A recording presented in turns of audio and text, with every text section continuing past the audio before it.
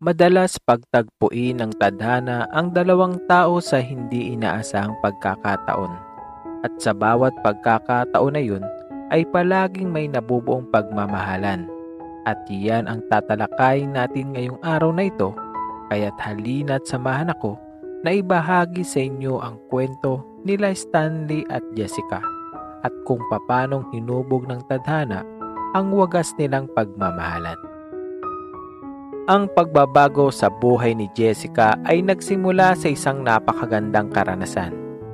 Siya ay nagtatrabaho bilang nurse sa isang hospital na naka-assign sa trauma unit, kung saan araw-araw ay palaging may bagong pumapasok na pasyente rito na labis naman niyang pinagtutuunan atensyon at pag-aalaga.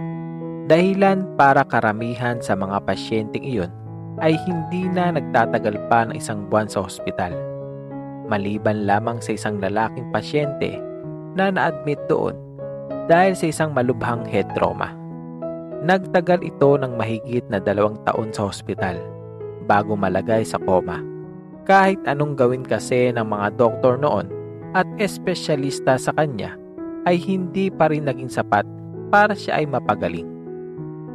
Gayunpaman, kasabay ng kaarawan ni Jessica ay tila naging magandang araw din yon para sa lalaki dahil tuluyan na din itong nagising sa kanyang pagkakakoma na talaga namang ikinatuwa ng lahat.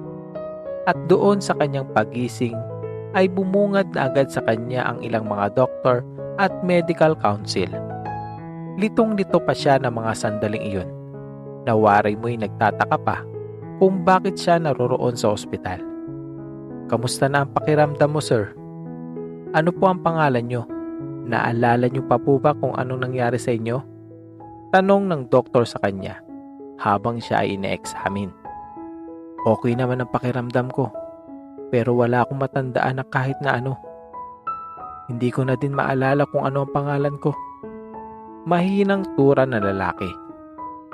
"Naiintindihan naman namin yon dahil na din kasi sa matinding head injury na natamo mo ay posible talagang magkaroon ka ng temporary amnesia." Tura ng doktor habang naglilista sa kanyang clipboard. Nais na ng lalaki na tumayo sa kanyang hinihigaan pero hindi pa niya ito magawa. Sa bawat paggalaw niya kasi ay nakakaramdam pa siya ng pagkahilo. Maigi na lamang at nandun din si Jessica. Ito ang umalalay na hindi bumagsak sa kanyang hinihigaan. "Huwag kang magmadali, sir. Hawak mo ang oras mo at magiging maayos din po ang lahat," wika ni Jessica habang inaayos ang pagkakahiga nito.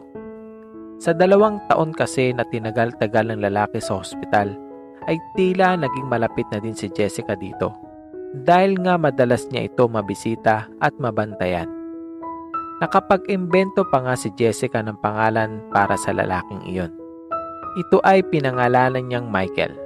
Sa hindi niya kasi mawaring dahilan ay tila naging malapit talaga sa puso ni Jessica sa lalaking iyon na walang alaala sa kanyang nakaraan.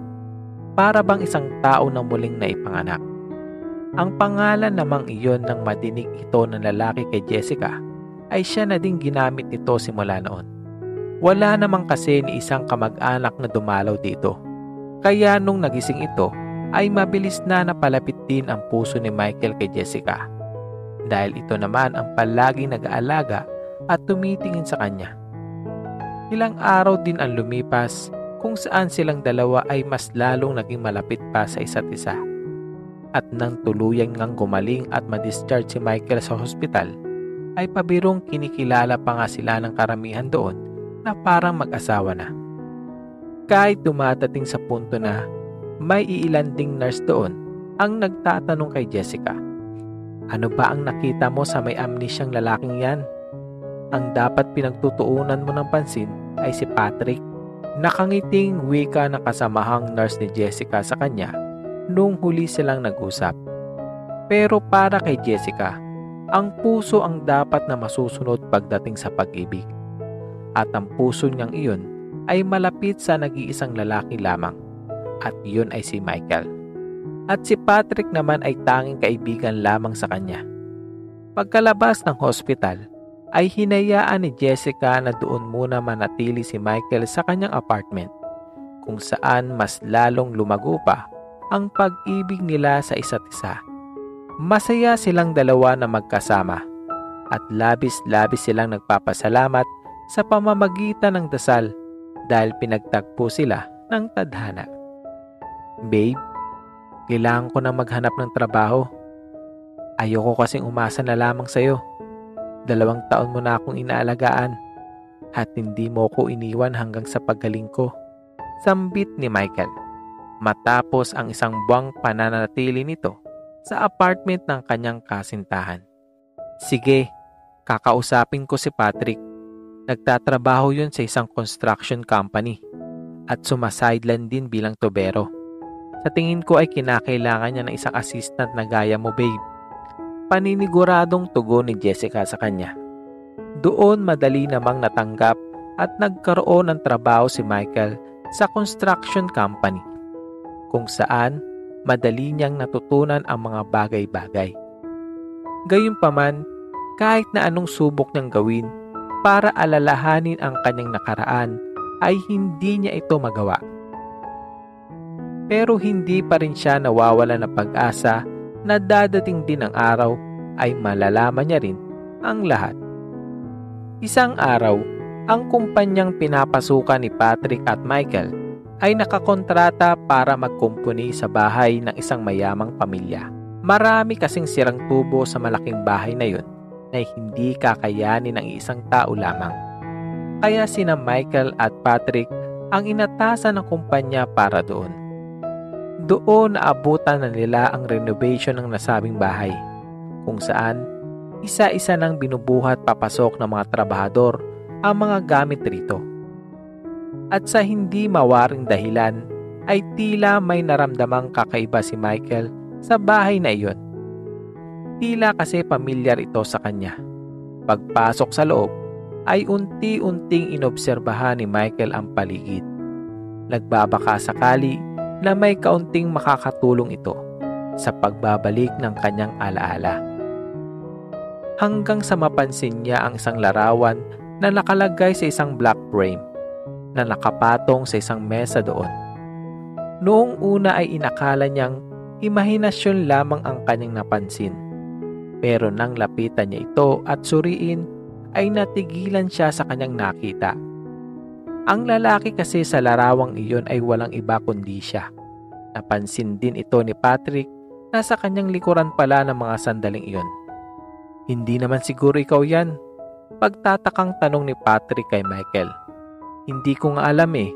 Wala talaga akong maalala. Mahinang tugon ni Michael habang namumutla ito sa labis na kalungkutan at pagkalito. Doon ang kanilang manager ay dumating na din para bisitahin sila ng mga oras na iyon, na agad naman nilapitan ni Michael. Sir, kilala niyo po ba itong lalaki na nasa larawan? Mahinahong tanong ni Michael sa kanyang manager. Yan. Sa pagkakaalam ko, yan ay si Stanley Green, ang dating may-ari ng bahay na ito. Ayon sa bali-balita ay nakita daw ang sasakyan niyang nag-aapoy dahil sa isang aksidente. May mga 3 milya ang layo dito sa syudad. At dahil walang makakita sa katawan ni Mr. Green, ay kinonsidera na itong patay na. Mahigit 2 taon na rin ang nakakaraan nang mangyari iyon sa pagkakalam ko. Pahayag ng kanilang manager habang napapatitig ng seryoso kay Michael.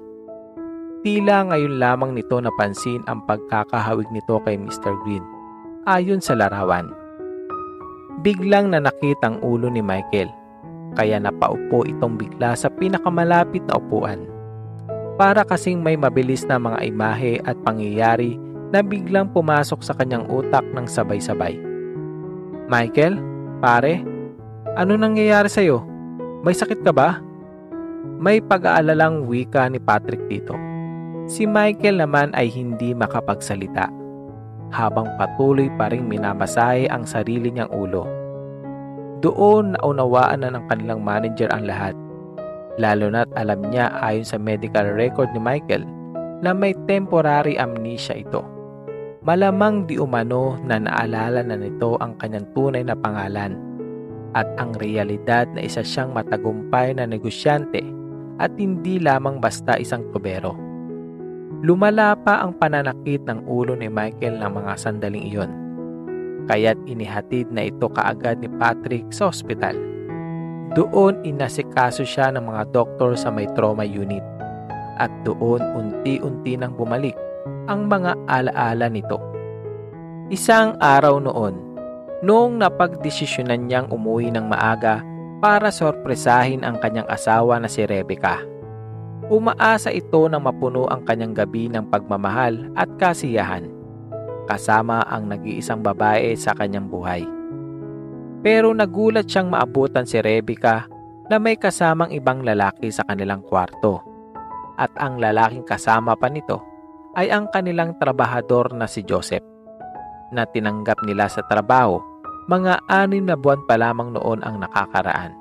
Dala ng sobrang galit ay sinugod nito at pinagsusuntok si Joseph, na sa sobrang takot at gulat ay hindi naman masyado nakalaban sa kanya, hanggang sa naramdaman na lamang ni Michael na may biglang humampa sa kanyang ulo ng matigas na bagay. At doon na nga siya tuluyang nawala ng malay. Ang taong humampa sa kanyang ulo ay walang iba, kundi ang kanyang asawa na si Rebecca, gamit ang kanyang bronze trophy na napalalunan niya sa isang city-wide swimming competition. Si Joseph nang mahulasan ay tila nandilim ang paningin at pinagugulpi pa si Michael habang ito'y walang malay. Ilang sandali pa ay inakala ni Rebecca at Joseph na nakagawa sila ng malalang krimen, kaya ginawa nila ng paraan para idispatcha ang katawan ni Stanley. Lingid sa kanilang kaalaman na buhay pa ito ng mga oras na iyon, kung saan nagmaneho sila papalayo sa syudad para itapon ang inaakala nilang patay na katawan ni Stanley sa madilim na parte ng daan ng kanilang madadaanan. Matapos iyon, nang pabalik na sila, ay tila napansin nilang may pagkakamali silang nagawa. Ang kotse kasi ni Stanley ay nandun pa rin sa mansyon nila, na isang indikasyon na nandun lamang siya at hindi umalis. Kaya minaneho nila ang sasakyan ni Stanley na di kalayuan sa lugar kung saan nila ito iniwan para sunugin. Ang pagkakamaling iyon ay maaaring isa na ding dahilan kaya nakaligtas si Stanley sa lahat. Dahil kung doon sa sarili niyang sasakyan ikinarga ng dalawa si Stanley at sinunog, ay malamang na hindi na niya ito makakatakas pa. Ilang sandali pa ay mabilis ding napansin ng mga roadside workers ang nangihinang katawan ni Stanley. Tumawag ang mga ito ng ambulansya, nang sa gayon ay madala ito agad sa ospital. Walang kahit na anong dokumento si Stanley ng mga sandaling iyon na pwedeng magpakilala sa kanya, at hindi pa rin siya makapagsalita ni makagalaw man ng maayos noon, hanggang sa tuluyan ng magdilim ang kanyang paligid. Mabuti na lamang ay hindi siya pinabayaan ng mga doktor sa loob ng 2 taon. Ang lahat ng mga impormasyon na yun ay sunod-sunod na pumapasok sa utak ni Stanley sa isang iglap lamang. Hindi din nagtagal ay naging maayos din agad si Stanley, dahilan para bumalik ito agad sa mansyon para makausap ang kanyang amo. Mr. Hopkins, naalala ko na ang lahat. Ako nga si Stanley, ang may-ari ng bahay na ito. Ang lagay kasi ay inatake ako ng aking asawa at ng kabit niya, dahilan para matakasan ako ng aking memorya. Pero hindi na iyon importante sa ngayon. Ang gusto ko sana'y maging sekreto na lang muna ito at huwag na sanang malaman ng aking asawa hanggang sa kanilang pagbabalik habang pinagpaplanuhan ko ang lahat. Oo naman, makakaasa ka. Si Mr. Hopkins ay isang maunawaing tao, kaya pumayag din siya na matulungan ito sa ginawa sa kanya ni Rebecca. Doon na pag-alaman nila na si Rebecca at Joseph ay magkasama pala sa isang bakasyon sa Bahamas, at inaasahan na magbabalik din sila sa paglipas ng ilang araw. Pero mas nabigla siyang malaman na kapapanganak lamang pala ng kanyang asawa. At dahil 2 taon siyang nawala, ay maaring si Joseph ang ama ng dinadala nito. Inaral maigi ni Stanley ang mga bagay-bagay at sikreto ng kanyang nakaraan. At nung binisita nito ang kanyang amatina, ay nagulat silang malaman na buhay pa pala ang kanilang nag-iisang anak. Habang nagbabanding, ay doon ibinahagi na din ni Stanley ang lahat ng pangyayari sa kanilang magulang, na tila hindi makapaniwala sa kanyang kwento ng mga oras na iyon. Sa kabilang banda naman, si Jessica ay walang labis pa din ang kasiyahan dahil nakatagpo siya ng matino at mapagmahal na asawa na dati pasyente lamang niya sa ospital. "Babe, buntis ako." Mahinang bulong ni Jessica kay Stanley habang magkatabi sila sa kama. Inabi na din ito kay Jessica ang lahat-lahat ng pangyayari sa kanyang buhay. Sina Rebecca at Joseph naman pagkababa nila sa eroplano ay sinalubong naman sila agad ng mga otoridad at agad silang pinusasan. Doon na nagsimulang magpakita sa kanila si Stanley. Dala ang mga ebidensya nito. Ang baby naman nila, dahil na din alam ni Stanley na wala nang mag-aalaga dito, ay dinala na niya ito pauwi sa tinitigilan nila ni Jessica. Tinanggap niya ito na parang tunay niyang anak sa kanilang buhay. Matagal din nangarap si Stanley na maging isang ama, kaya walang katumbas na sigla ang kanyang naramdaman nang malaman sa ultrasound na babae ang magiging baby nila ni Jessica. Masaya sila ni Jessica na magkakaroon din ng kapatid na lalaki ang kanilang babaeng anak. At alam nila na magiging masaya ang kanilang pamilya at mapupuno ang kanilang tahanan ng masasayang ingay ng 2 bata na magsisilbing anghel at inspirasyon nila sa buhay. Ano ang masasabi nyo sa kwentong ito? Tandaan na, palaging nasa huli ang pagsisisi at kailanman ay walang maitudulot na mabuti sa atin ang panluloko sa ating kapwa, lalo na sa taong malalapit sa atin.